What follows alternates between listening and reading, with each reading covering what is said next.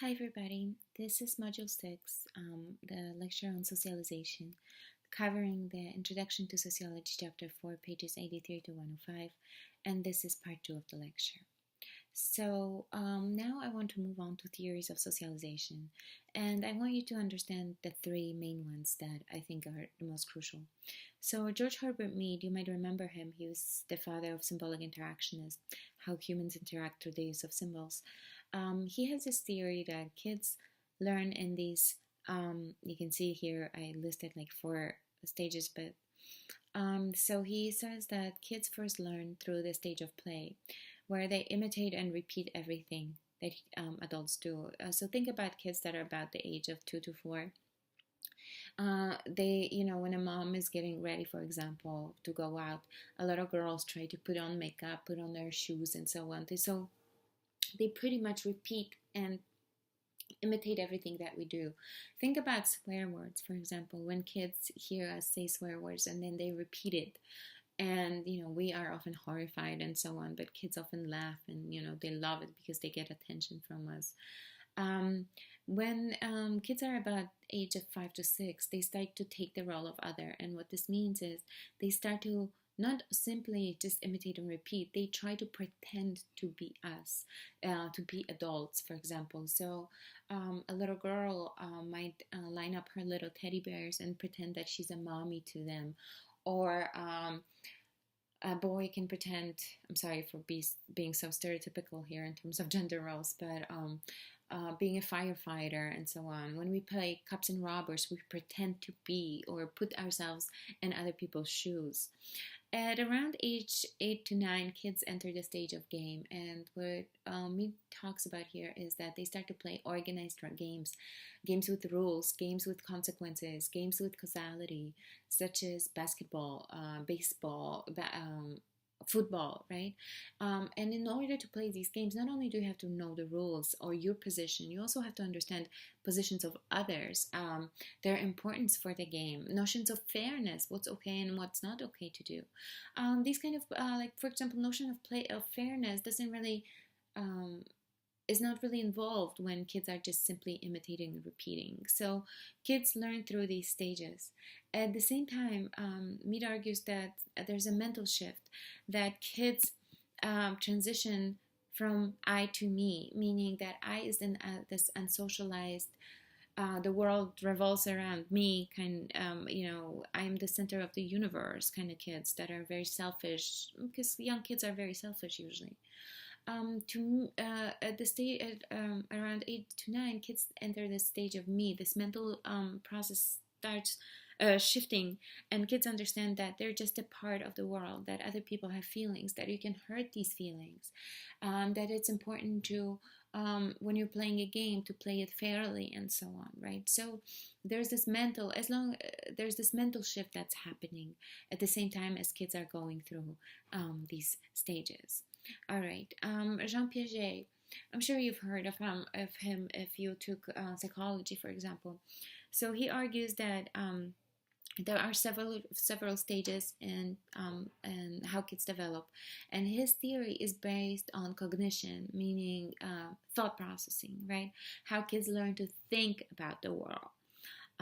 So the first stage is the sensory motor stage, from moment we are born to the age of 2. And from the name itself, you can understand that this is how kids learn, through their senses, meaning sensory, and motor, through exploration of their motor skills. Kids first learn how to, for example, crawl, then walk, and so on. And that's how they interact with their environment. They put everything in their mouth, right? So they learn to use their senses, touch, feel, taste, and also explore the world through the learning of their motor skills. Pre-operational stage is the stage that takes place from ages 2 to 7, and one super important thing that takes place here is kids learn language, and they start to express themselves in symbolic matter. They can talk to us, right? A lot of parents say that, I'm sure you heard about terrible twos, but at around age 2, it's easier because when kids cry, they can tell you why are they crying, if something is hurting them, and so on. So in this pre-operational stage, acquisition of language happens. Concrete operational stage happens from the age of 7 to 11. This is where a lot of kids start enter school in these formal settings. So they start to create these first hypothetical ideas. If I have two apples and I eat one, how many I have left? Notions of causality. If I do this, what's going to happen, right? They're not highly abstract thought, but we're talking about simple mathematical equations, for example. Formal operational stage is age takes place from age 11 to 15, and this is when we start learning very hypothetical ideas. Think about notions of chemistry or physics. These are very highly abstract things. This is when we learn critical thinking, analysis. So these hypothetical ideas become crucial. At this stage, if you give a child a problem, they are able to come up with several solutions to this problem and pick one that works best for them. If you give the same problem to a kid a little younger in the concrete operational stage, they might get stuck and never solve it. So formal operational stage is where highly abstract notions enter our thinking, where we can do critical thinking, critical analyses. And it states here that first three stages are universal, but fourth is not. And that is, Piaget argues, because the formal operational stage depends very much on schooling. And not every child out there in the world goes through school. Because think about this, in the war-torn countries, schools are often closed. We also, some kids, here in the US, education is free, or at least up to high school, right? Or not as expensive, maybe. In some countries, education is extremely expensive and parents cannot afford to send their kids to school. In other countries, maybe kids are forced to work, right? So there are many ways in which kids are prevented from going to school. And because of that, many of these kids who do not go to school, they do not get this highly hypothetical thinking capability, and therefore they never reach this fourth and final stage. And then, I'm sure you've heard about Sigmund Freud, right? He's the father of psychoanalysis. He wrote, if you ever get a chance, I would recommend reading The Interpretation of Dreams, but of course that's up to you. He had this very odd idea about how kids develop through these stages of psychosexual development.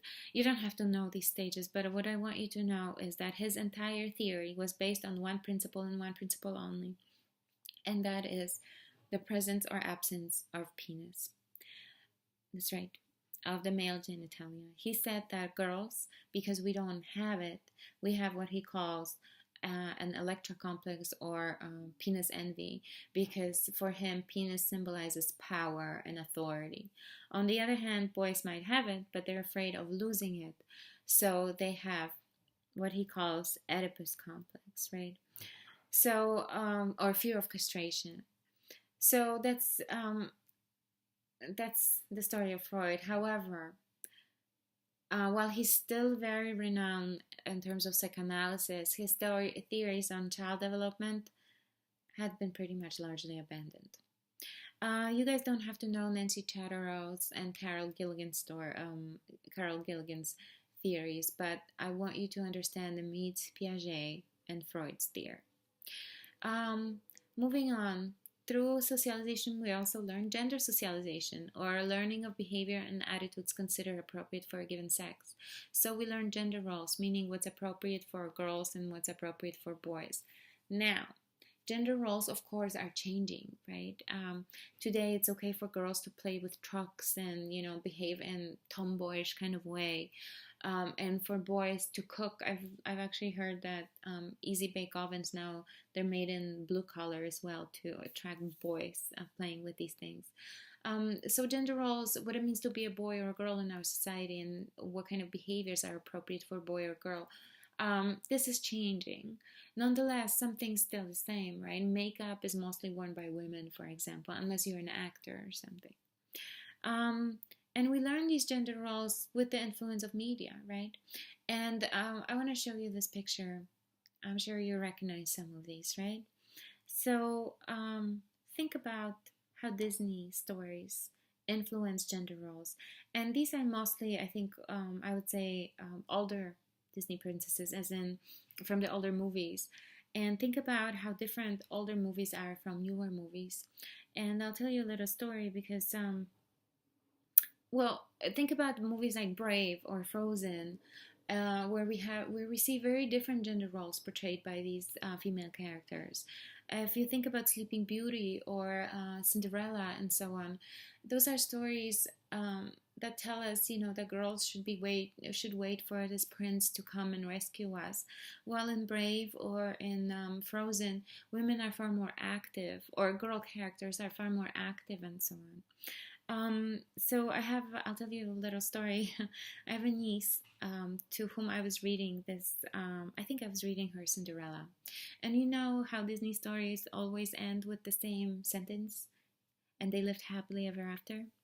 So I think it was Cinderella that I was reading to my niece. And, so we finished the book. She was about 8, I think, at the time. And we closed the book, and I said, okay, so what do you think? And she had this very peculiar look on her face. When sometimes we can say where kids are thinking. So she said, Auntie, how is it that they never got divorced?